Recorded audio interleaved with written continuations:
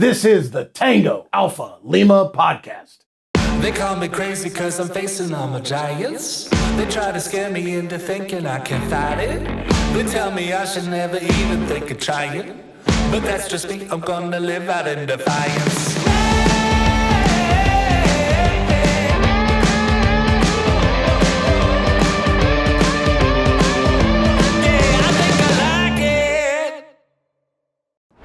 Happy New Year, Alpha! We've officially kicked off season 6, and we are kicking the season off right because we are hosting one of the most amazing human beings, in my opinion, who happens to be one of the dearest friends in my life, Mazin Mozan. He and I served alongside each other in Iraq in 2007. He wasn't in the military, though. He was an actual Iraqi national who served as an interpreter. He eventually escaped persecution and fled to the U.S., became a U.S. citizen, enlisted in the Army. He now serves in the reserves and has an incredible story to share, which we'll get into. But first, let's have a little chitter-chatter. Fellas, how you doing? Little chitter-chatter. I'm doing all right. Stacy, how are you? I'm swells. How was your New Year? It's always good because I don't drink, which means I remember it, which is good most of the time. Well, that's something. So, any resolutions you need to stick to? Yeah, I need to stop being Philly Steak Joe and be Baked Chicken Joe.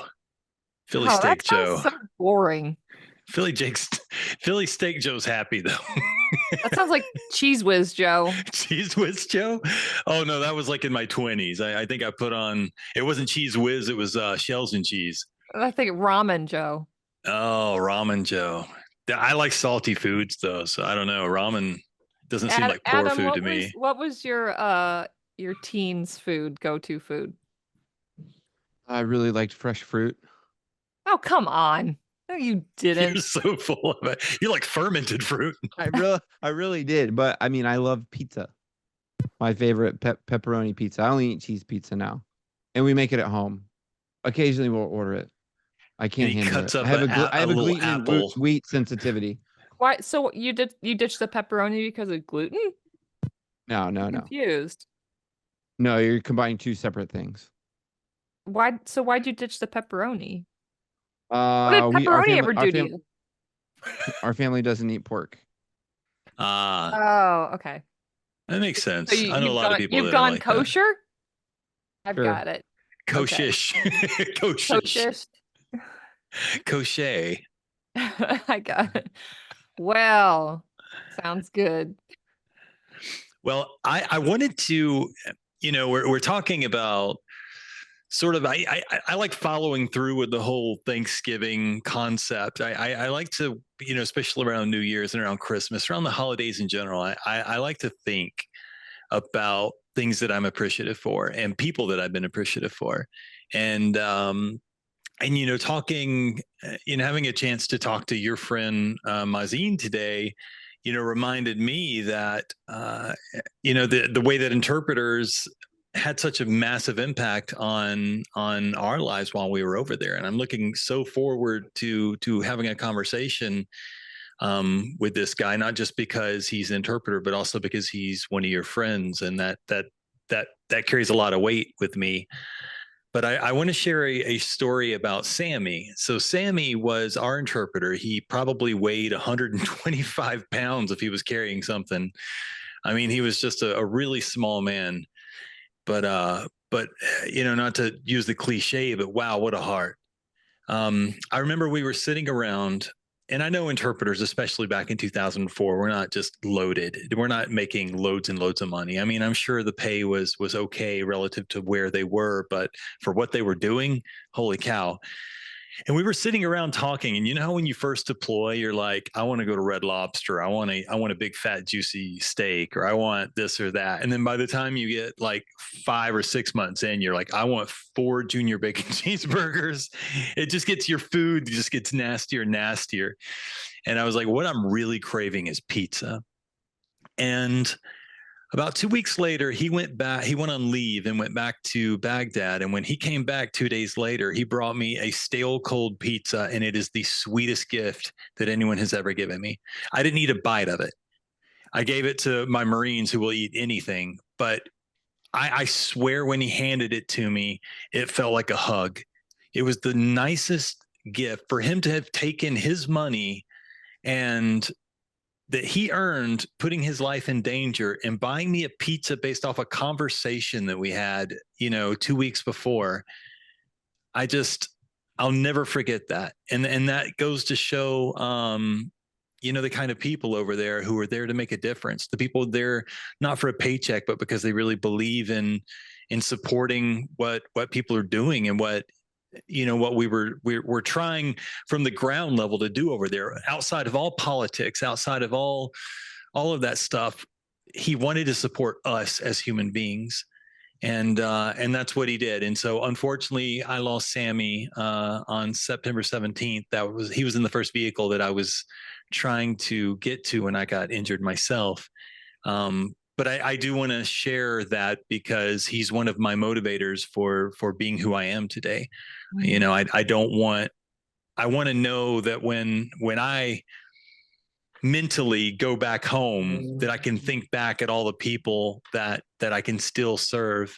And when I'm ready to circle back around and go and get back into it the way that Sammi did, that I can bring pizza for whatever that means to the people around me. I can bring that thing to them to show that I appreciate them and I love them in the same way, the love that I felt when he handed me that box of pizza. And maybe that should be our resolution, is to bring pizza for everybody this New Year's. Heart pizzas. Yep. I think that's exactly what I heard the entire time you were telling that story was the love and appreciation. Because a gesture like that, you can use a lot of adjectives, but when you really boil it down, like what is it? Like there's love there, and that brotherly love, and the love which would have you lay down your life, for somebody else, kind of love. So it's really special. Thanks for sharing, Joe. Yeah, of course. Well, Alphas, please stick around. We'll be right back with Mazin after the break.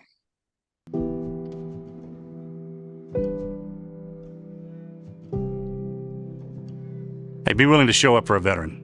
Be willing to trust your gut, follow your heart, and take a risk. Be willing to sit without saying a word, without checking the time. Be the one who's willing to ask, to guess wrong, to even offend another, to keep them safe, to remind them that they are valuable. If you know a veteran, be the one to reach out and make them a part of your life. Happy New Year's, Alphas. We've officially kicked off season 6. We're kicking the New Year's off, the season off, right, by hosting an amazing human being who happens to be a very dear friend of mine, Mazin Mozan. Hi, Mazin. It's so great to have you on the Tango Alpha Lima podcast. Hi, Stacy. Good to see you, and I'm really glad to be here. Thank you for your time. He and I served alongside each other in Iraq in 2007, and he was our interpreter, where he helped us. Eventually he left Iraq and became a U.S. citizen, enlisted in the Army, and he now serves in the reserves and is here today to share his incredible story. Army's okay. Army's okay. Yeah, we won't hold it against him. Well, first of all, Mazin, I just want to thank you so much for coming here and giving us some time to talk to you. Read up a little bit about your your incredible story, and it seems like you've got a death wish, but we'll get into that. I want to start by recognizing your dual service, just like what Stacy did. I speak so fondly of specifically one of our interpreters that we had, Sammi. Just an incredible guy. And he was actually in the vehicle that I was trying to get to when I was injured on September 17th, 2004, 3 years to the day from your arrival in Huntsville, Alabama. And so he was in the vehicle I was trying to get to. I was running across a bridge. The first vehicle had been disabled with an ID, and then I got hit running to assist that vehicle. Sammy was an incredible guy, and unfortunately he didn't make it. And I speak about him often. I was in Philadelphia a couple of weeks ago and brought him up in a talk that I was giving. And a guy came up and was like, I don't think I've ever heard anyone talk about their interpreter before. And that didn't make me like proud that I did it. It made me sad that people don't talk about it more, because we couldn't do what we did without that. So I did want to start by acknowledging that. But second, I got to hear what kind of college student here's a sales pitch that hooks you into what you got yourself involved in. Like, how do they walk in and just say like, hey, you're sitting here safe. You look too safe. I've got just the thing for you. How did that happen?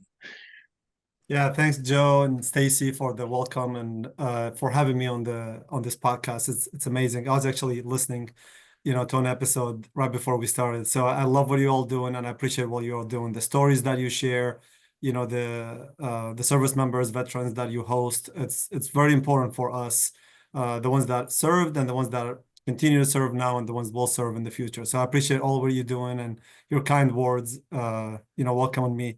Yeah, Joe, I agree. I think I was listening again to an episode on the way here, and I said, if Joe or Stacy or Adam asked me, like, so tell us a little bit about yourself. I can't just be straightforward saying, well, I grew up in Wisconsin and then I didn't go to college and then I joined, just a little bit more. It's not linear. It's a little bit more than that. And, I'm obviously fortunate enough to be here to tell it today. But to your point, it wasn't straightforward. It wasn't anything tangible that someone came up and offered me and kind of intrigued me with that. I mean, those things, the resume accolades go only for so long, but it's beyond that. So like you said, I was, in college, and it was more of the cause and why and how I can help. I've always just been driven.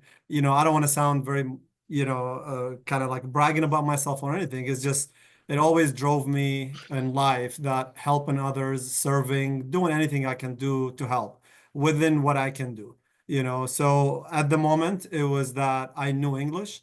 I loved English still to the day. I love it more than math. And we have two kids, and one goes the other way and one follows my path as far as loving English. So I've always loved English, and I saw a hole, as we say in the military, and I plugged that hole. I saw a need. I saw special forces teams walking around my hometown without a linguist, or if they did, those linguists or interpreters, they were not originally from Iraq.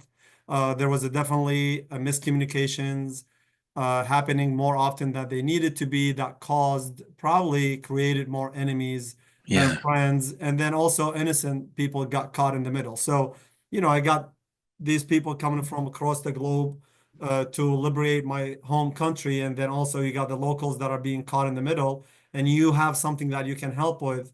I don't know what holds you back from helping, right? So it started off with something simple like that, seeing them in the hometown and volunteering to just really just help and translate. And then it became bigger than that. And really, as things escalated in terms of combat and hostility, I just felt a lot more relevant to the cause, where I could contribute more. And the more I could contribute, the more I was committed and devoted to it.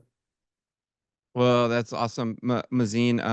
What really resonates with me is your ability to step up and say, there's a critical gap not being met with something that I inherently have and possess, and I'm going to make a difference with that.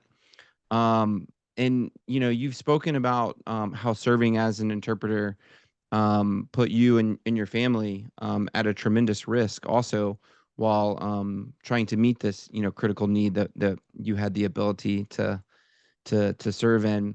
So despite those risks, looking back, was there a particular moment or a mission during the time when you realized just how critical your role was to the success of the U.S. forces? Yeah, I appreciate it, Adam. I think one thing I want to say, and Joe started us off on the right path by recognizing another interpreter that he had a personal experience with. I really do want to preface it saying that my story is nowhere near being, not even close to being, the best or most complex. There's really nothing to brag about here. There's thousands of stories out there of interpreters, of contractors, anyone who supported coalition forces, put a target on their head, and then also their families. So I mean, I just happen to be one that is telling the story. And like Joe was saying earlier, a lot of those stories goes untold, and we have to do it for them. So I'm humbled to be here to represent at least the others that didn't get, unfortunately, to tell their stories. And yeah, so I think, you know, you asked about the point where I thought, okay, well, you know, this is too risky. I think it's, as you can remember, the combat hostility escalated quickly. I want to say late 2003, early 2004. It depends on what part of the country of Iraq you're talking about. And I think quickly I started kind of noticing that the enemy was not only targeting the coalition forces directly, but any assets that they had. You know, we never win a war on our own, right? We need allies, we need locals, we need, I mean, every conflict that we've been involved in our history, we need allies. So the enemy knew right away is that, hey, if I stop these, I don't know, the laundromat workers from doing laundry on base, you know, that will kind of hinder the mission for coalition forces. If I attack these logistical convoys or whatever, then that will hinder them. And part of it was targeting the interpreters, because without interpreters, I mean, you're dead in the water for the most part, especially if your mission is really to interact with locals and you go out there and you go to the village and you're not effective in your mission. So they start targeting us very quickly. And, you know, the other fold to that is that, you know, for the most part, they can't really, you know, get to the interpreter unless they get to coalition forces. We're riding in the same vehicles, we live in on base. So how else can they can get to us? It was the families, right? And that was the tough part that we don't talk about often, is that, okay, some of us moved here. At least certainly when I moved, the very first wave of that special immigrant visa program, no one else was allowed to leave with us. It was just a linguist. You pick up and leave.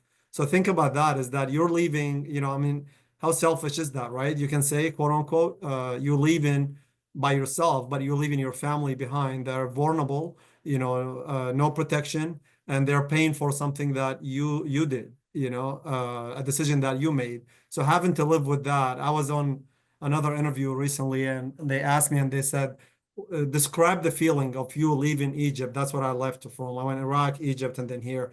And they said that when you got on the plane from Egypt, what was the feeling? And I think the gentleman who asked me was expecting me to say I was overwhelmed with happiness and this and that. And sure, I mean, I can't deny it. Of course, I was starting a new life. There was a lot of unknowns.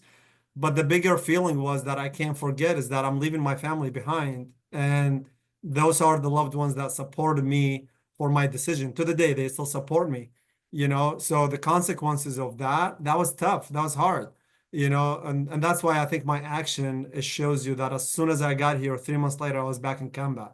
You know, I didn't put them in risk for nothing. I wasn't going to stop for nothing. And yeah, so it's mixed feelings, you know, obviously, but very quickly, I mean, early 2004, we knew that it was we were going to be targets. But again, I mean, this goes back to the roots of what the society was ready for. The Iraqi society was ready for change. We were ready for the troops to come in. You know, at least, you know, I can speak for my half of the country, that south, and, you know, maybe other areas weren't as much because they were not involved with Saddam, like up north or whatever. But regardless, generally speaking, the people were happy to help coalition forces, and that's what we wanted. So the more hostility we saw toward the coalition forces, the more we were eager and willing to raise our hands and volunteer and help, and, you know, and eventually commit to that cause. Well, I'd love to reflect just a second on some of the things that you said. And I think one of the first things that comes through is, you know, for me, when I was in college, most of my classes and major was around communication. And then I flew helicopters, and I was in Iraq in 2010, 11. So a little bit of a different climate over the 7 years from what the period of time that you're talking about. But communication being of vital importance, you know, to the mission. And while I personally, you know, we didn't have interpreters or work with interpreters, and we just talked to the U.S. ground forces, you know, oftentimes they had someone such as yourself with them. You know, it's the ability to conduct those missions. So just the sheer importance of being able to communicate who you need to be able to understand, so that the mission can be, you know, conducted in the capacity that it needs to, of the utmost importance. And I think you spotlighted something that, because of my lack of proximity, to the interpreters, and because we didn't have them in our unit, I just, I don't have the same stories as Stacy and Joseph, and the understanding, that Joe has about it. So getting to hear that perspective and knowing how I went to Iraq and left my wife at home, and found out when I got into Kuwait that my wife was pregnant with our first child, but I didn't leave them in a unstable situation. They went home. She went home to be with her parents, and so I had the comfort of, yes, I'm going over here, but I'm leaving them in a safe and secure environment.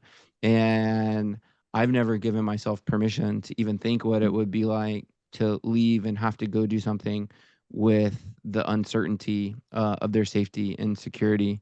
And so thank you so much for sharing that, because that speaks volumes about you and what you had to do to be where you are now for your family and for your values and beliefs. Thank you, Adam. I appreciate that. I agree with you. I mean, the only way I can think about it is that the only way you can continue doing what you're doing with that amount of pressure is it's your belief, right? If you believe in what you're doing so much that it makes, and that's what differentiates us versus the people who are trying to hurt us, right? I mean, I believed in what I was doing, and you have to be at peace, unfortunately, with the consequences. But if you don't, if you stop halfway of believing, then you're really just a soft target. And really, to reflect it on like the type of enemy we fought on the ground in Iraq, we've got enemy that shot a couple AK-47 magazines and ran away, right? They didn't stand their ground. They didn't fight for more than 15, 20 minutes.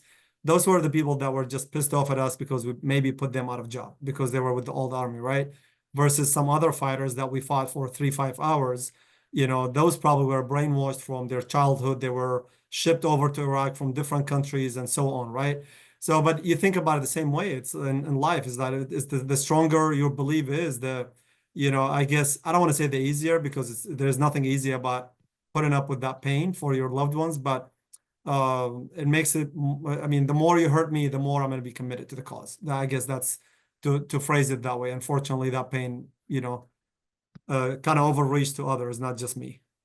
Hey, this, Adam, about Mazin as well, is that you never really saw that side of that personal stress either. I know a lot of us did that while we were working downrange, let the personal stuff on the forefront. And I think Mazin and the other interpreters that we had alongside us never really let their personal stuff come to the forefront either. And Mazin was really such a consummate professional all the time, and it was so stressful.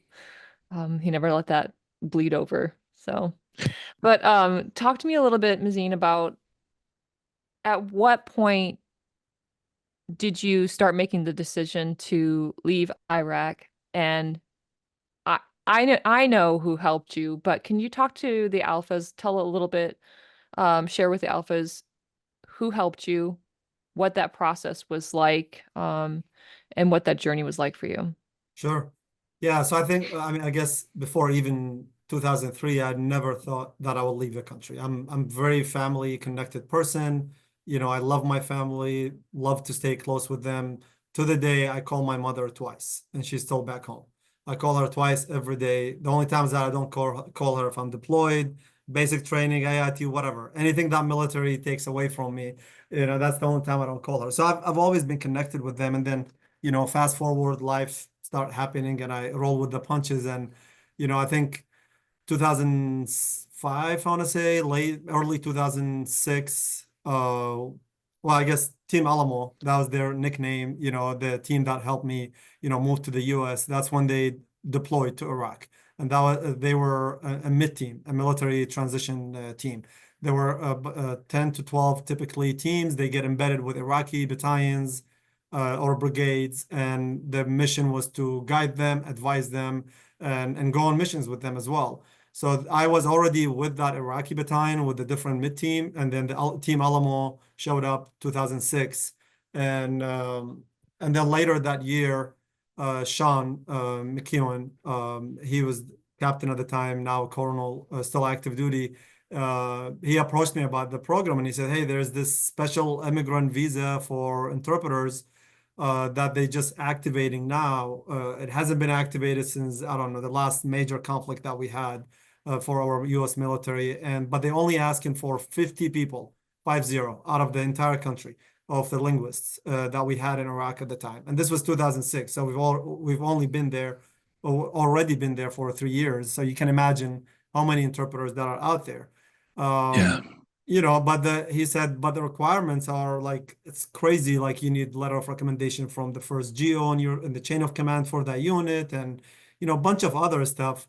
And one thing I want to say about every time I talk about that process, people will say, well, luckily you met that, you know, criteria or the requirements. And I was like, well, actually it's not. It's not a lucky thing to meet that requirement, because you literally had to have faced so much, you know, threat and harm, and you and your family and I mean, it's not unfortunate. It's not a fortunate thing to be there, but at the same time, it's like, okay, well, it's there to rescue you. So nonetheless, I didn't really think of it. He just told me, hey, here's the paperwork. What do you think of it? Let's just do it. And we go from there. If it happens, then great. If not, then you didn't lose anything. So I remember him and the team, you know, Damon Holdridge and, you know, their commander or the team chief at the time, Major Bowie, Jim Bowie, retired now. They all, you know, I mean, yeah, Damon Holdridge, Dustin Autry, and Jim Bowie, all on Team Alamo. So anyways, they helped with the paperwork, and, you know, we sent it forward. The CG signed the letter of recommendation, and then, you know, that year just went on, and I just kept doing what I was doing, didn't really think of it. So when I left Iraq later in 2007, I actually didn't think, I had no indication that you know, that paperwork is happening and the visa is coming through. I left because I had no safe haven in Iraq. Leading up to that point, I didn't get a chance to go home at all for months, because every time I went home, I almost got killed or picked up. So I was just living on base. Units will rotate, redeploy to the US and come back, and I'm still there. And the only time I leave is when you go outside the wire for missions. And what are you doing on these missions? You're getting blown up every day, months after month, week after week. So it got to a point where I was like, okay, well, you know, mentally I start feeling, I mean, obviously I was there already, but I start feeling that I was getting distracted from the mission because of the pressure on myself, my family. And we also were dealing with, I think it was, I don't know if you guys remember, it was like the awakening or whatever movement that these Iraqi tribes that were supposed to be doing. Basically, they were saying, gonna drop our weapons and work with coalition forces. And mentally, I wasn't ready to go sit in a conference room with people who were blowing us up a week ago. But for the job, I was supposed to. And I started feeling the pressure of that, you know, having to talk to these people. So long story short, I mean, I got to a point where I was like, okay, I have to leave. So I left directly from Combat to the airport to Egypt, Cairo, and then a couple months later, I got the call from the team, and they said, "Hey, your visa came through," and I left from Cairo to the U.S. What was that call like for you, Mazin? Yeah, the call was crazy because, again, I had no plan financially. I didn't really have much. I had a cousin that lived in Cairo. His daughter was going to medical school, and he was there with her to support her while she's there. So I lived with them, but I had no plan. Like, there was a lot of unknowns, and that's not me. I've always had, like, even to the day, I'm always like 2-3 steps ahead of my career and my life and my plan, and it was driving me crazy. And but the only thing I had to plan for is that once I reset and maybe relax a little bit, go back to Iraq and continue what I'm doing. That's it. So then I got the call, and I think at the time it was Damon who called me first, and then Jim called me after, and they said, "Hey, your visa came through." And but again, going back to what I said earlier, I didn't know how to receive the news. That's, you know, my initial thought was like, okay, I'm going even further away from my family now. I was in Iraq. I couldn't see them in my own country for months, and now I'm in Cairo, and now I'm going to go to the U.S. and all while they're still behind. So my initial reaction was like scared. You know, I was scared. I was terrified that to leave them, not scared of what's ahead. It's more about what's behind me. But at the same time, you know, kind of like excited, maybe a new start. And then so I told him, I said, yeah, let me just think about it. And Damon was like, thinking about what? You're coming here, like you're moving to the US. And I didn't actually have the money for the ticket. I literally didn't. And Damon talks about it, and we joke and laugh about it. But I didn't tell them. I said, hey, let me just figure out my stuff, and I'll get the ticket, and I got to go to the embassy and do all of that. And I think they knew right away that I didn't have it.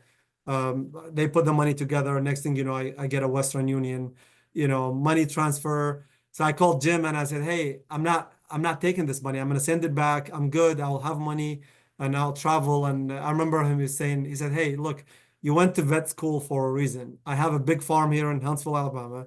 Don't be silly. You can come back here and pay me if all we know, but just get to the US and we'll deal with all of that later.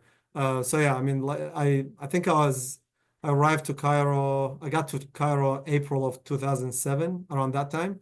And then I left in September. So I was there for about 5 months and got to the US. And 3 months later, I was back with the Marines. Don't feel bad about that money. They were going to spend it on like pre-workout and gummy bears. Like you didn't take anything from anyone that anyone needed. So don't worry about that. It's sorry, I didn't know if you wanted to follow up on that. I have questions because I disappeared off the face of the earth for a minute, and I wanted to sort of dive right back in. No, absolutely, man. Fire away. Yeah, but I mean that team, like you said, it's that bond that we develop. There's nothing in life that will kind of get in between money, whatever. It's different. And I think there are a couple other points that we'll talk about later. Yeah. Just every time that I saw them, whether I mean, Stacy, Damon, Sean, any of them. I mean, it's a different feeling, different life. And I know you guys can relate to it. And, hopefully someone who's thinking about joining, listening to us and think about the value of that bond, right? It puts everything else. It puts everything in life that is tangible in a whole different category. It doesn't matter. Education degree, business title, whatever it is. It's just, there's nothing refreshing more than that bond when you see one of your brother or sisters in arms. You can't get it anywhere else. The only thing close would be like, sports or something like that. I mean, there's just the barest little touch of that, but there's something that happens when blood is drawn, that pulls people together. It's trauma bonding, It is. But and you can have all the plans you want, Mazin, but you meet these American ladies and they'll throw them. But as somebody who, like you, had to rely, I was a corpsman, so due to the Geneva Convention, which I think only the U.S. follows, I was a non-combatant, and in the strictest term of the word, maybe not, but in the loosest term, yeah, I was a non-combatant. So having to rely on others for safety and security. And then going into and then being trained to be on the other side of the fence. And then, going from being a college student to, you've had a wild series of transitions. And so as somebody who seems like you're rolling with it pretty good, you made a comment earlier about rolling with the punches, as somebody who's more of a pantser than a planner, I just feel like my life is so chaotic anyway that I generally just roll with whatever's happening. If I ended up moving to Montana in a month from now with like no warning, that would just be like pretty standard. I expected something. Things have been going too smooth for too long. Right. But what do you do to maintain? Because for me, I sort of like thrive in the chaos. It's just kind of the way. But I think I've embraced that as a defense mechanism. Yep. So now, I don't tank relationships or anything like that for chaos, but I do enjoy totally randomly just doing something, not quite adrenaline junkie or anything like that. But what do you do to keep healthy and balanced? Because you seem like you got a pretty good head on your shoulders. I love the haircut. I got the same one. What do you do to stay healthy and balanced? Yeah, I think so. I'm same way. I'm a planner, but I really thrive on chaos too. The bigger the challenge, the more you get out of me. And even in my civilian job now, the busier you keep me. I mean, I'm at my worst when I'm not busy, right? Like you gotta keep me going and driven, and not knowing a plan, not knowing something that I'm driving toward will also drive me crazy. So I think, it's a hybrid of both. But I think as life changes and you get married and I have 2 kids, you have to be a planner, right? Like that's just, you have to be part of it. So a mix of both keep life going. But I think really if I reflect back and look at it, is going back to what I said earlier. If you live your life with the humility and don't get caught up with titles, paychecks, everything else that this life put in front of us, then you find gratification and satisfaction in almost anything life throws at you, right? Like Okay, I went to college to be a veterinarian. Well, next thing you know, I found a bigger cause. I can help these civilians and the soldiers, prevent someone from getting hurt, prevent someone from stopping this evil mentality. Like, what's bigger than that? Yeah. Maybe right before 2003, being a veterinarian was the biggest thing in my life, or playing soccer at pro level or whatever. But as soon as I found that goal, I'm like, all right, well, this is the next big thing in my life, right? So then I do that, and then you continue. Every mission I went on, it gave me I became a lot more sure about what I was doing, and so then next thing so that's how I keep it going, right? Like I get to the US and they're like, starting a new life. And I remember like everything that I knew, it was military related. You asked me some acronyms that the army can throw at me, I knew it better than Olive Garden menu. And then we went to a dinner and in Huntsville, and I was like, what are we doing here at the restaurant? So I had to learn all of that. But at the same time, I didn't just shut down and say, oh my God, I'm freaking out, right? Yeah. I started all over and found a way to go back. And I'm not minimizing the role of like financials or whatever. I mean, we need those to survive, sure, but they shouldn't be, the driver for me every day. And I think if they were, then I would have been, I don't know, 10 steps back from where I'm now in life. So then again, I volunteer and go back and do what I do, and then finding a bigger service, a goal or bigger reason to serve in uniform beyond, look, I've done the linguist job, and then what? Because when I quit my linguist job, the last job I had, I went from being a local national, as Stacy remember, interpreter. We were getting paid like, I don't know, $600-700 a month to do what we did. And then I moved to the US and I take a contract. And now my salary is like $150,000. And I wasn't getting blown up as much. So you look at it at face value, it wasn't too bad. But I As literally much. yeah, I resigned on my own because it became meaningless to me, not the job itself, but I was like, I've done the linguist job. There's got to be a bigger reason. And what I found the bigger reason at the time was I got to be in uniform. I got to give this perspective to other soldiers, because what I kept seeing over the years is that, brand new ROTC graduate officer or brand new soldier, now you give them a 50 cal and they are a gunner, and in a hostile foreign environment, they make one wrong move because the training they got at home at Mob Yeah. Station, the cultural training, it was not accurate. They make one wrong move and now we lose lives. So I said, well, I got to go back to the US and serve and help my soldiers, help anybody that I work with and can have a touch point with, show them, tell them about that perspective, tell them the stories, tell them that. I can't fix it all in combat. So I came back and joined. And so, yeah, to answer your question is that just really being anchored to a bigger way of serving others, it's what I guess keeps me going. I love that, because and I love that you look for goals and you look for purpose in the little things while you look for a bigger purpose and a goal. And I think why that is so great is because when you don't do that, you get in this mindset where you're waiting for something to happen. And next thing you know, you're on a plane and then it does one of those, and then somebody's screaming in the back and this thing inside of you wakes up like, is it time for me to do is it time for me to wake up and do the thing that I'm made to do?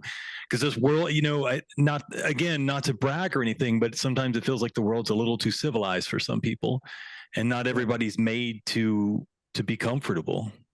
No, again, like I said, I think humility is a key. It doesn't matter where you at or what you achieve. You got to stay humble and realize that it doesn't matter who you are. There's bigger cause. There's suffering going somewhere else, and you got to help in any way you can. I had friends that actually were my college roommates that moved to the US.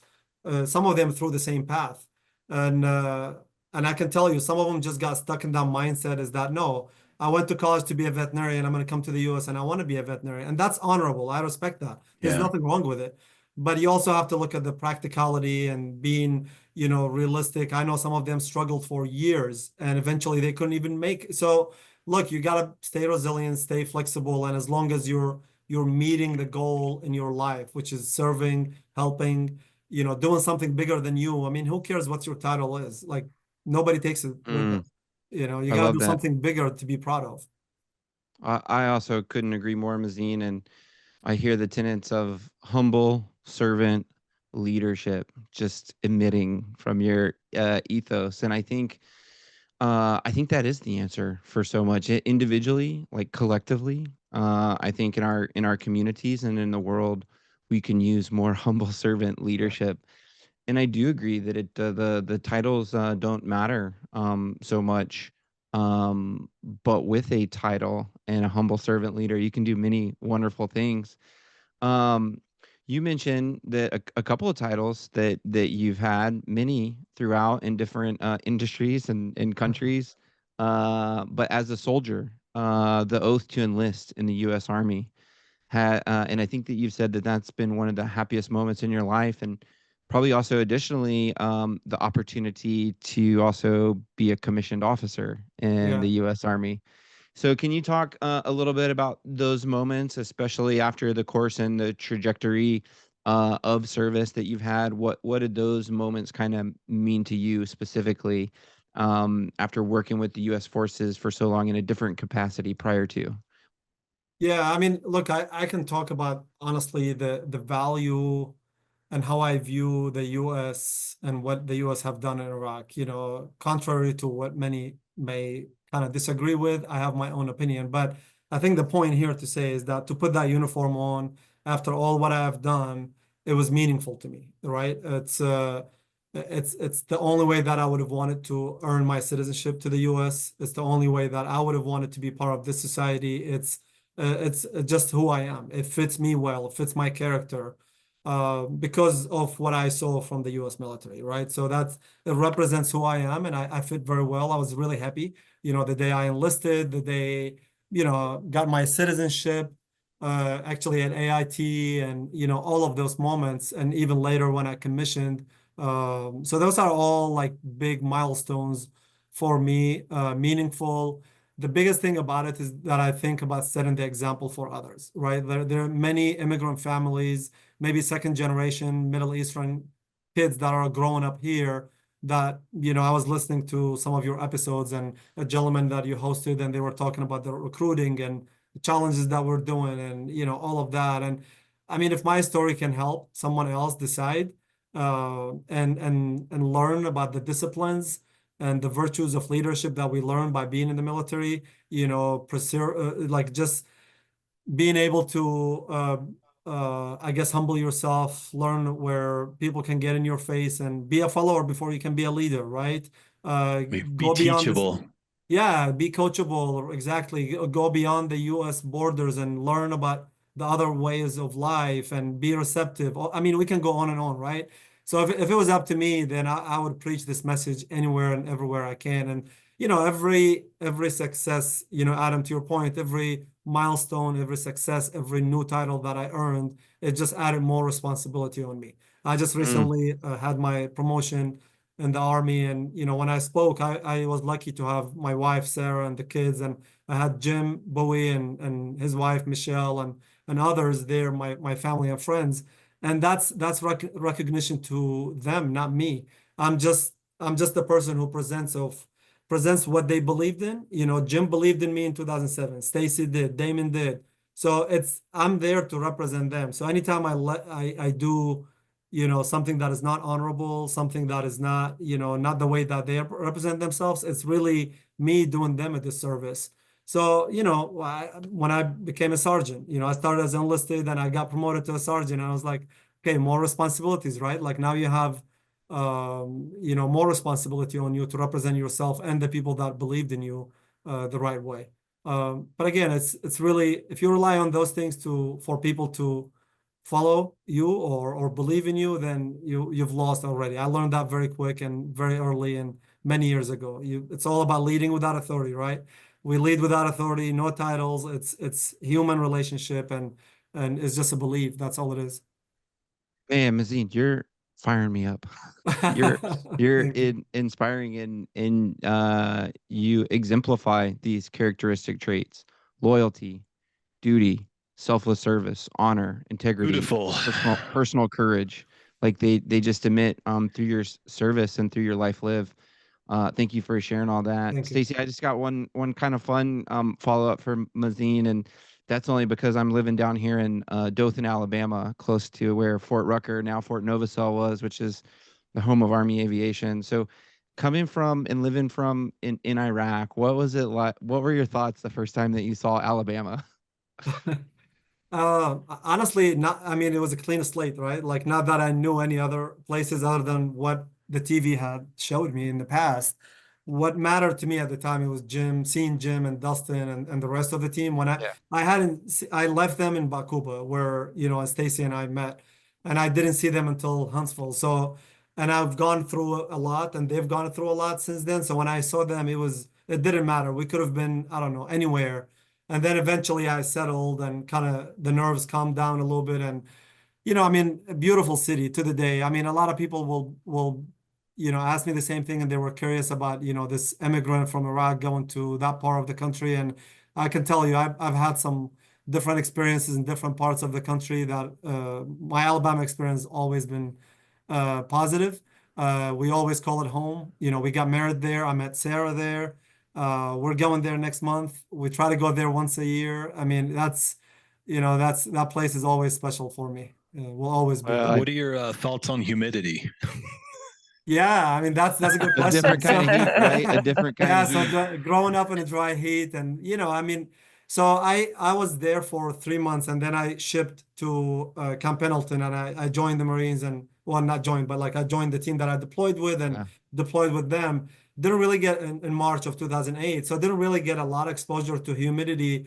But one moment I remember is that when I got there to Kuwait with the Marines, and I got out of the C-130, and the humidity and the heat hit me. I had never been to Kuwait.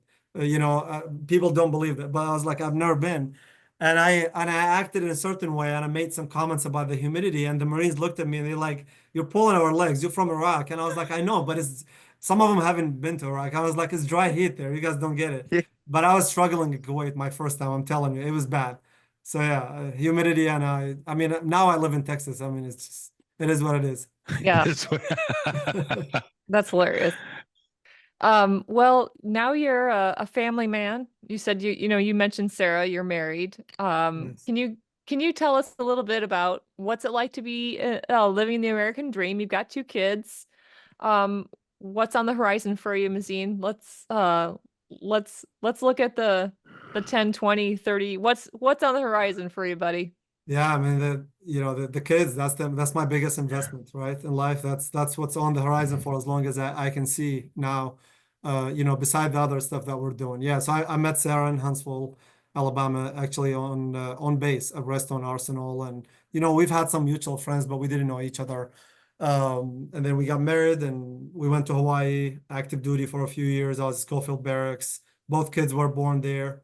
At Tripler Army Medical Center, and that's been my focus. I love kids, the biggest investment in life. I love parenting. I love coaching in life in general. So, I mean, what a better way to not have, I mean, these 2 beautiful humans that I get to get involved in, making them better adults in the future. So, what's on the horizon really is just to set example for them every day in everything I do. The way I talk to Sarah, the way I conduct myself at work, in the Army. My son just pinned me on a couple of weeks ago. And so, yeah, I mean, I think it's just setting up examples for them and living life through them, enjoying everything that they do, whether it's baseball, cross country, music, theater, you name it. So that's the joy of life now. That's amazing. Thank you. Well, I love that, Mazin. It's been such an honor to have you on here and learn about your story and all the things that you're doing, but more importantly, how you're doing them and doing them for the most important reasons, which is for our family. So before you sign off, is there anything else that you want to share with our listeners that we didn't get a chance to discuss today? Yeah, no, again, like I said at the beginning, I thank you all for, doing what you do and continuing this. It takes an enormous amount of energy and time and effort to do what you do. I was fortunate enough to meet this amazing human, Stacy, in combat. And again, these are the wins that I walked away from combat with, Stacy and Damon, and I can name many people, right? but to watch what Stacy does and your team and many others, it's just that's what we need because so again, we talked about, I'm still in the service, and it's relevant to me to think about the next war, the next challenge, the next fight that we have, and considering our pipelines and where we're recruiting from, and the society changes, the generational gap, and all these things. It's my responsibility to look back and say, talk to the newer generation. So if I wanted to leave with anything, it's really it's a message to anybody who could be listening, whether they served and they might have an influence on others, is to go out there and talk about the experience you had in combat. Doesn't have to be, I mean, we hardly even said anything about some of the tough times we had. We don't have to talk about that, but talk about the other values that young adults here in the US have to think about. Talk about the things we take for granted here and what keeps them there for us. And what do we got to do for them? There's responsibility on all of us. So I think, my only message and hope is that, if I can make it this far, coming from having been raised in Iraq under Saddam's regime time, making it through college and the non-linear journey that we kind of briefly talked about now, anybody else who's growing up here can do something better and bigger than what I have done, because that's what this world deserves. It's not just about the US, right? It's the world, is humanity, is the, what you can do to stop the evil, right? That's what we can do in life. I could have gone anywhere, whether it's Afghanistan, whether it's I signed up to be in the army.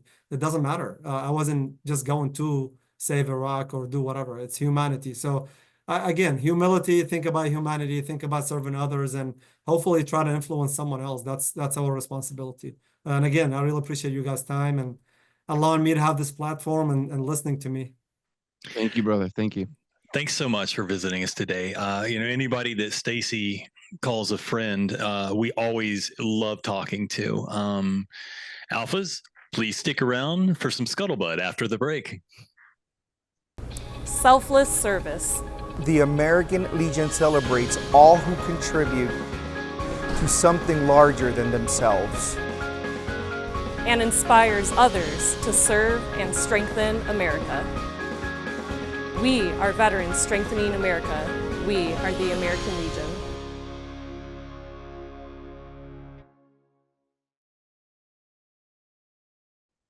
All right, Alphas, we hope you had a great break. Now it's time for some scuttlebutt. Scuttlebutt. Do either of you like fishing? No. No. I think it's because I have a hard time taking the life of animals anymore. Yeah. When I was What if you younger, just throw it back? Well, I was a lot more ruthless. I could fish when I was younger, and I would take the hook out and I would throw it on back into the water, and I wouldn't feel heartless And you about it. stare the fish in the eyes the whole time. But I've been hooked a couple times in my life, and I feel the pain, so I just can't do it. I was hooked on I feel like I phonics. could maybe enjoy it more now, like more peaceful. I feel like I just couldn't sit still. Like you had to be, I don't know, just there, like locked in and not doing anything else. Or like, I'm ready to move on to the next thing. Like, let's go. What are we doing here? I guess you could do like ethical fishing where there's no hook. You just put food. You just put food on there and you just What is fish it? like fed a fish. There was Yeah, something so that like a said, net, was it you could use a Sesame net. Street or I don't remember. Didn't they throw dynamite in the water and just blow the fish out? Yeah. Jerry Clower. If you've never heard Jerry Clower tell his fishing story, Jerry Clower in general, he's like, oh, that guy. I'm telling you, he's got great stories. What is he like again, Joe? Oh, I can't do. Oh, there you go. And Like a bird. why is he making that noise? You would just have to hear it. It's a Jerry Clower thing. Come on, you're Okay. from Alabama. Don't act like you've never heard of Jerry Clower. Have you honestly not? No. Oh man, you're missing out. He's one of those old school comedians. Clean. Okay. All right. So what I was getting at there. Where are we going with this? I've got a great fish tale for you guys today. It appears a Norwegian Okay. fishing crew There was it is. surprised by a rare catch. A U.S. submarine longer than a football field. What kind of test line were they using to pull that up? So Harold Ingen was delivering halibut to a village on Norway's west coast, as one does, when he got a message that a U.S. submarine had gotten entangled in his 32-foot boat's trawl nets while sailing near the surface and were dragging them out to sea. Wahoo! 377-foot, 7,800-ton nuclear-powered USS Virginia was headed to port with a Norwegian Coast Guard vessel escorting. So the Coast Guard crew needed to cut the submarine free, obviously. Nobody was hurt, and the Navy was looking into exactly what happened. So the exact reason for the sub's location was not given. I'm sure it's classified, probably aliens. But the vessels, underwater aliens, but the vessels do surface to bring aboard supplies and new crew members from a cooperating vessel, like one from an allied Coast Guard or Navy. So both the Norwegian Coast Guard and the U.S. Navy indicated the fisherman would be reimbursed for his destroyed net. So what did they? He could check from the U.S. Navy for like $147. Like, come on, man! They ruined his whole day of fishing. I think they were probably trying to get the Transformers from the bottom of the sea. Isn't that where Yeah, they I think found that's them just after? an alien cover up. It's an alien Underwater, cover up, like Autobots assemble.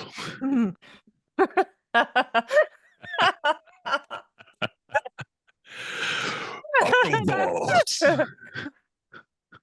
Do they breathe? I don't know. I don't know. I don't think any air is coming out. Listen, they're giant talking alien robots from space. Don't get scientific about me right now, okay? I think my interpretation still holds water. Oh my gosh. Oh my gosh. Oh, Joe. Hey, this is it for me. No one was hurt, and the Navy was looking into what exactly happened. If that doesn't scream aliens to you, I don't know what does. Oh, wow. By the way, I love halibut. Halibut's so tasty. Beer battered halibut. A side note, we Take ate, a halibut we ate over the a heck out of salmon? some halibut. Well, I lived in Alaska with my dad when I was in high Mm. school, and halibut was always on the menu every week. Oh, I didn't know that. Yeah. It was delish. I How long like did you any live in like Alaska for? breaded fish you can make fish and chips with at all. Well, my dad got when he got stationed there in the Navy, and he decided to get out and take a civilian job with the FAA, and then so he was in King Salmon for a long time, and then took a job in Fairbanks as an air traffic controller, and then Oh, wow. he stayed there for decades. So I went and lived with them for a year and a half, 2 years or something when I was 8th grade, freshman year in high school, something like that. So yeah. That had to be a fun adventure. Yeah, it was flippin' cold. And I Well, learned yeah. I mean, I'll buy that. I I mean, learned you how were to there just ski. for the halibut. I was there for the halibut, and it tastes so good. Okay, I got a story for you, and this is actually a really good one, especially given our guest for today. So as of September 30th, 2024, that marked the 10-year anniversary at the end of the Iraqi Special Immigrant Visa program that Mazin was talking about. More than 23,000 U.S. affiliated Iraqis have entered the United States on a special immigrant visa. However, the program stopped accepting new applications as of September 30th, 2014. Ostensibly another legal pathway for Iraqi nationals affiliated with the U.S. government, the Iraqi Priority 2 Direct Access Program. They also call it the Iraqi P2 DAP, which is freaking weird. I'm just going to call it the P2 DAP from here on. Promised to fill that gap. Congress created the Iraqi P2 DAP to provide the refugees to U.S. affiliated Iraqis, including those who could not qualify for the SIVs, but who like those who were like Mazin, who were really being threatened with their life, immediate evacuation. Wow. But who were at risk of harm, such as U.S. non-governmental organizations and media organizations, or certain family members. Like that would be like Mazin's parents if they wanted to get out of Dodge because they were being threatened, etc., for being his parents. guilt by association, things like that. Members of U.S. citizens, green card holders, and others. But the U.S. governments lacked the continued support for the program, and that had left a lot of promises unfulfilled, and tens of thousands of U.S. affiliated Iraqis in harm's way. Here's a quote from a gal who just wanted to be called Miriam, because anyway, she said, I've been waiting to reunite with my family for 8 years through the Iraqi Priority Program. It's unfair. My goal was to serve my country by working alongside the U.S. mission in Iraq. I worked with the U.S. mission more than a decade ago. I never intended to put my family in danger. Now I carry the guilt of leaving them behind in harm's way. When I arrived in the U.S., I dreamed of bringing my mom to show her the land that gave me freedom and safety, but I never got the chance. She passed away before I could. I can only hope my siblings can be safe with me and we can have peace together. Wow. So in 2003, the International Refugee Assistance Project filed a lawsuit against the U.S. government seeking information about the USCIS and the State Department's processing of the Iraqi P2 DAP applications under the U.S. Refugee Admissions Program. The government documents obtained by the IRAP show how broken and backlogged the program is. As of January 2021, the Department of State suspended the life-saving program for review following allegations of fraud by the U.S. government employees. The suspension that was extended in April 2021 and then finally lifted in March 2022, obtained by IRAP, shows that cases did not move forward for review until over a year. Wow. Like entire lives are sitting in stasis. And this is just stuck paperwork. Yeah. So since Congress started the program in 2008, 237,496 Iraqi nationals have applied, but only 47,575 have been admitted. Let me give you that number again. There have been 237,496 Iraqis that have applied. 47,575 have been admitted. So that's over 100,000 individuals remain stuck in the pipeline. Following review of the program, agencies decided to re-perform employee verification of all cases in the pipeline, in addition to already rigorous security vetting. Yet the government documents obtained by IRAP show that the government later determined re-verification to be, quote, time-intensive, costly, and inconclusive, end quote. I like that last one. Inconclusive. Yeah. So pointless, basically. Yeah. I know. Ultimately, the State Department proposed ceasing re-verification for over half of all the cases and were determined to be low risk. Even still, as of January 2024, over 30,000 P2 DAP cases were pending re-review by the Bureau of Population, Refugees, and Migration, and less than 200 cases have been cleared from the backlog. 200, you guys. Can we volunteer thousands to run through some of these? I feel like we could handle 200 cases ourselves. Even more also, damaging. Go ahead, Adam. Yeah, I was just gonna say, I mean, what could be more pressing than, working with the folks from Iraq with the Bureau of Population, Refugees, and Migration to only be able to address like 200 of these, right? Like Iraq and Afghanistan, like that should probably be the priority places for those two elements. But instead, they spent like 4 hours on it. Right? So if that doesn't get under your collar, even more damaging, instead of focusing on the more effectively administrating the program, a report from Congress obtained by this FOIA indicates that the Secretary of State recommended that Congress consider winding down the program altogether. Many Iraqi Americans who came to the United States through the SIV program have depended on the Iraqi P2D DAP to be reunited with their families. And since the program's resumption, extensive delays have left them feeling forgotten despite the sacrifices they made for the U.S. Quote, the information obtained through our lawsuit shows that despite the announcement lifting the suspension more than 2 years ago, the program's restart has been slow and laced with inefficiency. The government must prioritize steadfast adjudication of thousands of cases that have been languishing for years, and make concrete efforts toward realizing its promise to Iraqi allies. This was said by Mevlude Ake Alp, and he's with this nonprofit organization, IRAP, senior staff attorney. So IRAP has called on the administration and Congress to take more concrete steps in fulfilling their promise to Iraqi allies, many of whom continue to live in fear and have felt forgotten by the U.S. Here's a final quote. I feel very lucky that my sister made it to the United States through the P2DAP program, but it was a very long and difficult and frustrating process. I could not get many answers to the questions about why my sister's case was taking so long. I had to ask my local representatives and senator to flag my sister's case. I had lawyers from IRAP help me, and even had to take many years for my sister to come to the U.S. I cannot forget that many other families in the Iraqi American community that I am part of are still worried and waiting for their family members. It should not be like this because we sacrificed for the U.S. So, to learn more about, or to get involved, or maybe get your American Legion post involved, or maybe you want to make this a resolution for your post or whatever, visit refugeerights.org. You can also Google International Refugee Assistance Project.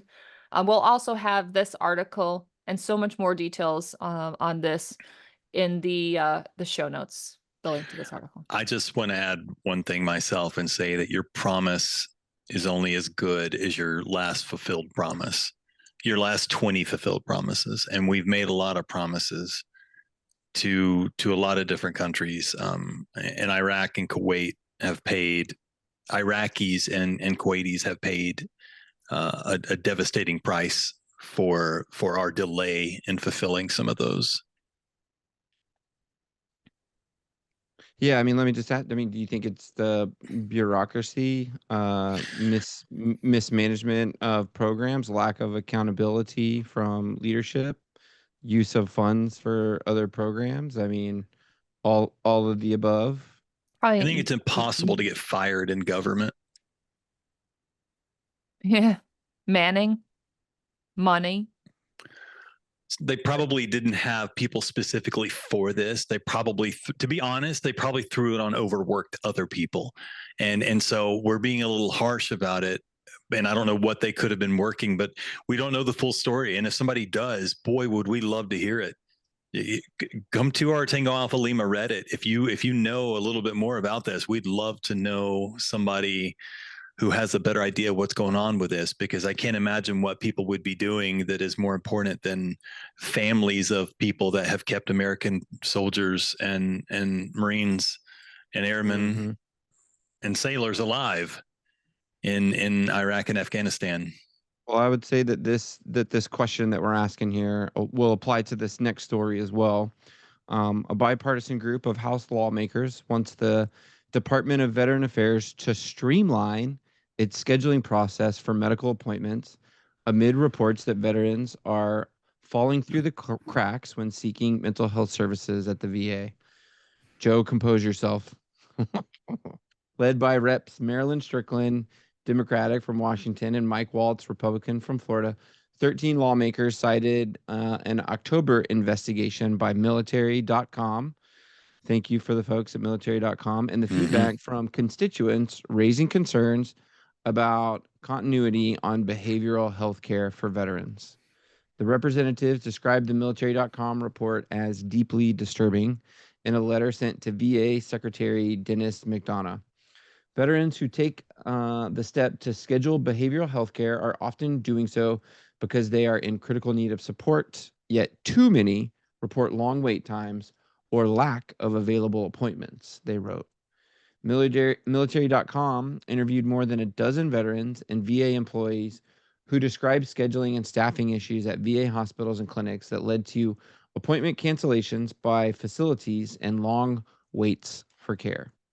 They describe wanting to get mental health treatment and waiting for months for an appointment, only to have it canceled at the last minute without explanation, a situation that left them feeling abandoned. one veteran in Strickland's district saw 7 of his 16 behavioral health appointments canceled.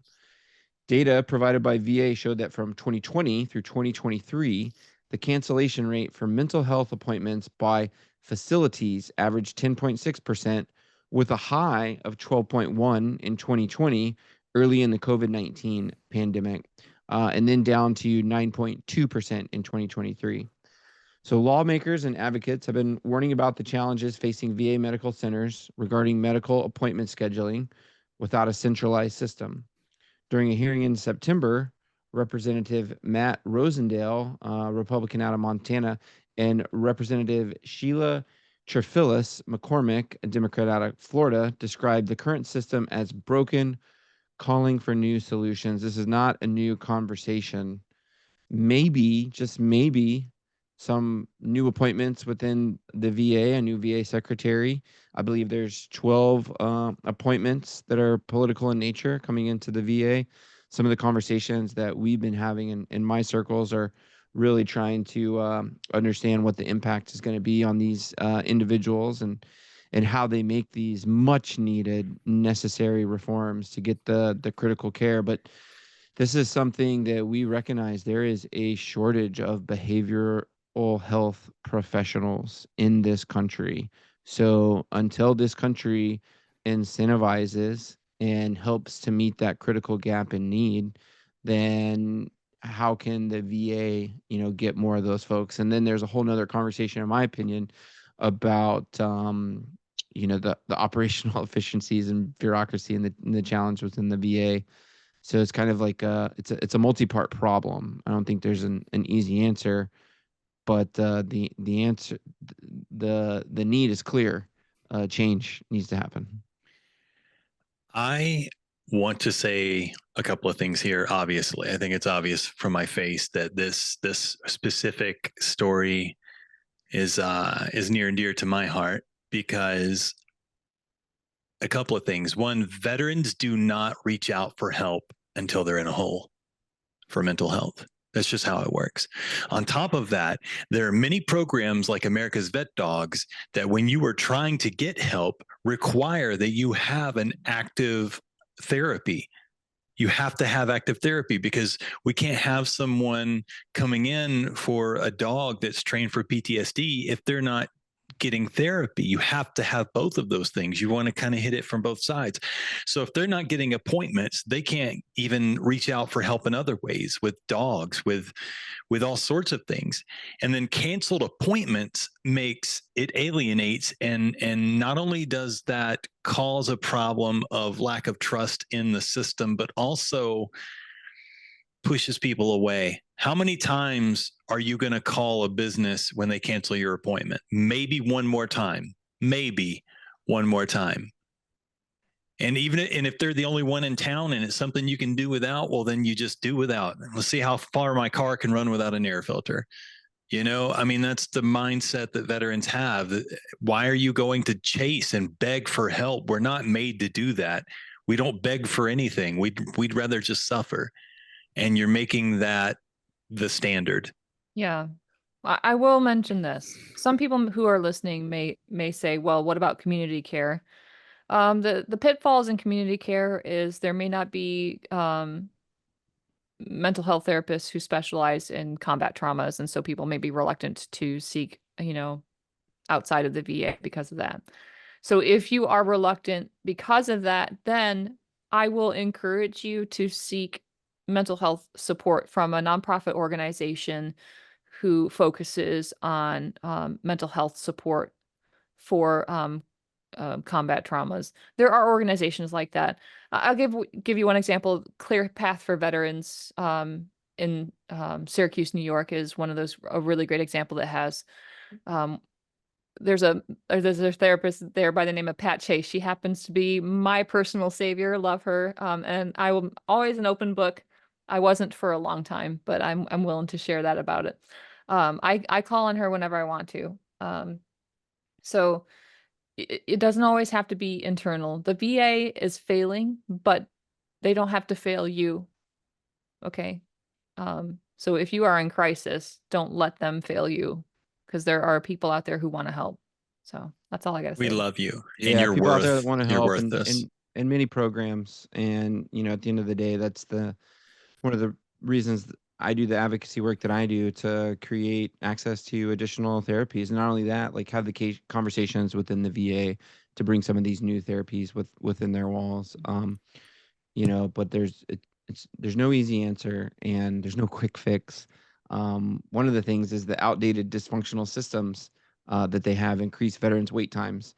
It may discourage them from getting the VA care altogether, Rosendale said. In order to have a big technology transformation, you know, I was 5 years at Accenture, a technology consulting firm, and these technology transformations, you know, for a government agency like the VA, to truly transform them, I mean, it would be in the neighborhood of $1 billion or over 500 million, easy.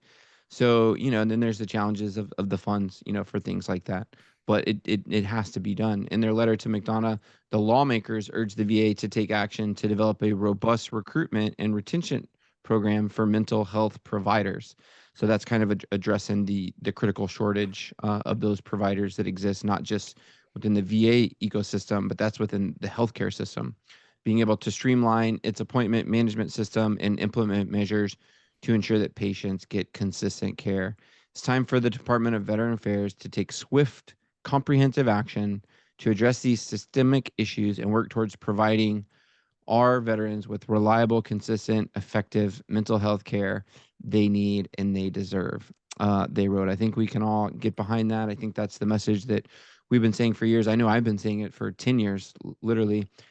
But hey, it's a new year, new administration, new hope, and hopefully there's some relief on the way. And if not, then we're going to continue to do it with the programs and the nonprofits and everything in between. I mean, I think it's shown that veterans will step up for other veterans when they need to. You know, they shouldn't have to, but we will. You know, and without accountability, there will be no correction.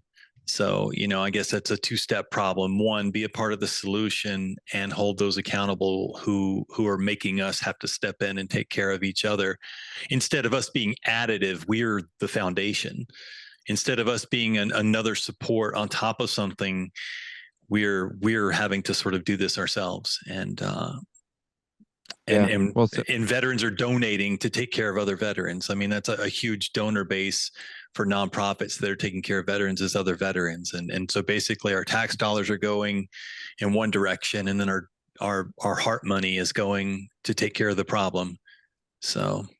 Oh, well said, Joe. We'll have the link in our show notes. But hey, as we close out this episode, let's not forget that this is the first episode of a new year in a new season. So I think for me personally, what a joy it was this last year to get to do this show with you guys. So yeah.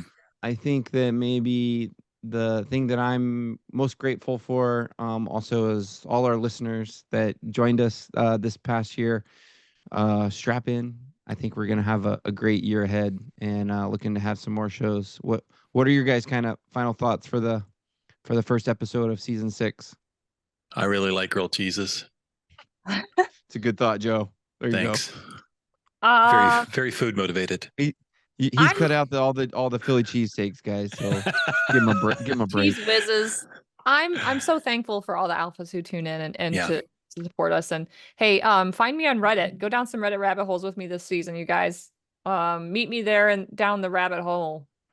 Yeah, let's build that up, because I love these conversations that we find. At down the rabbit hole. Reddit.